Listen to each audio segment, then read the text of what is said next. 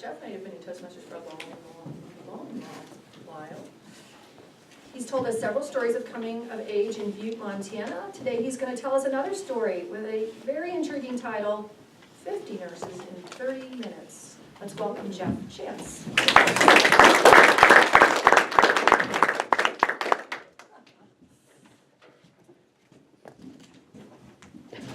When I was in engineering school,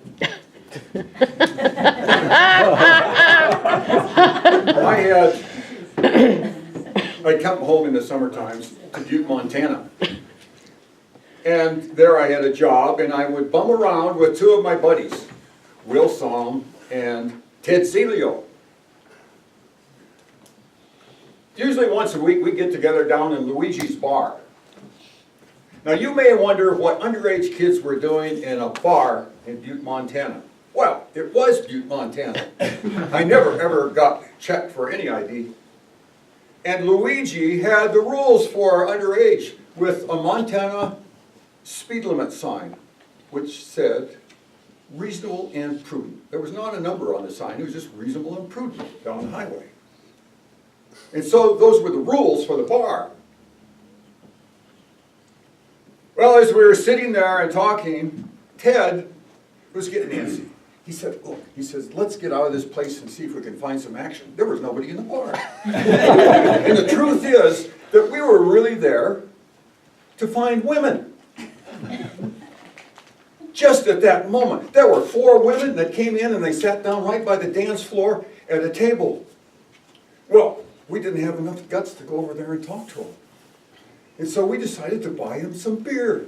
But that was an investment. So I figured out 45 cents a beer. That'd be 60 cents a piece. So we ended up $1.80, and Luigi took over the beer, Butte Special beer, to the 4 young ladies. And just as he was setting it down, 4 drunk cowboys who had come in there just before sat down by the young ladies, and they thought that they had bought him the beer. Celio was crazy. He says, there it goes again. We're just losers. We're like that highway sign up there. We're reasonable and prudent. Kids don't dig that. Let's get out of here. Find the action. Well, Luigi, of course, is sitting right across the bar from us on the other side. He says, hey, you guys, you need to stay around here because there's 50 nurses coming in 30 minutes. And so we bought another beer. Although Will said, you know what? You told us that before. Luigi says, last week you guys left early. And those girls came in, 15 nurses, and they're all looking for nice young guys like yourself. We wanted to believe. And so we stayed. We stayed for 45 minutes and no nurses showed up. And that happened many, many times over the next few years. But we stayed because we wanted to believe.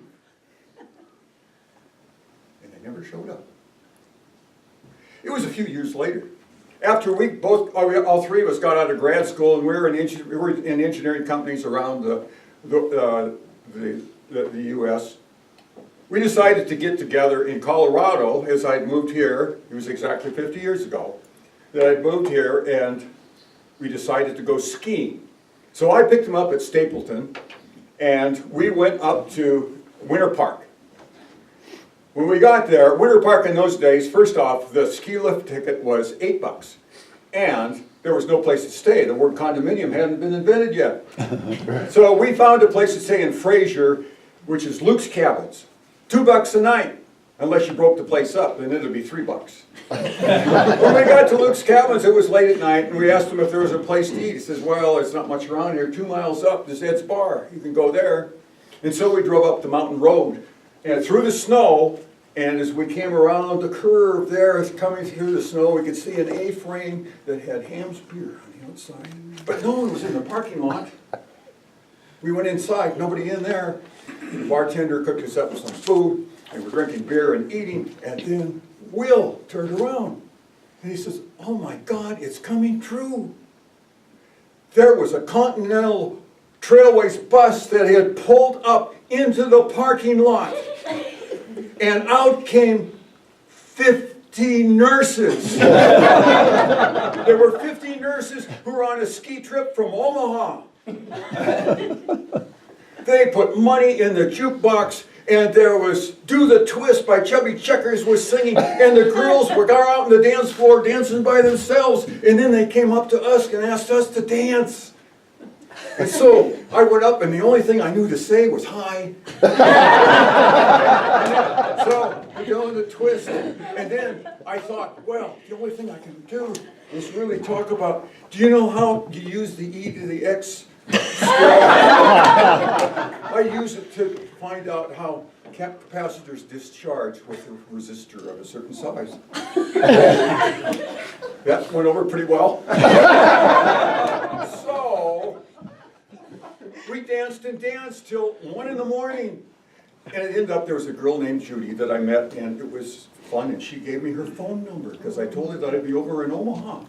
And so I had her phone number, and we found out, all three of us, when we skied the next day, that we all had phone numbers. Yeah. So we decided in April that we would meet in Omaha. We went to call the girls. I did. Sorry, this number has been disconnected. Zelio had the same problem. In fact, he found out that he was talking to her boyfriend. So none of us had a date, and we had to cancel the trip. Such was the fate of the reasonable and prudent. I must say that what happened within 3 years, all three of us found a reasonable and prudent woman who was looking for a reasonable and prudent man.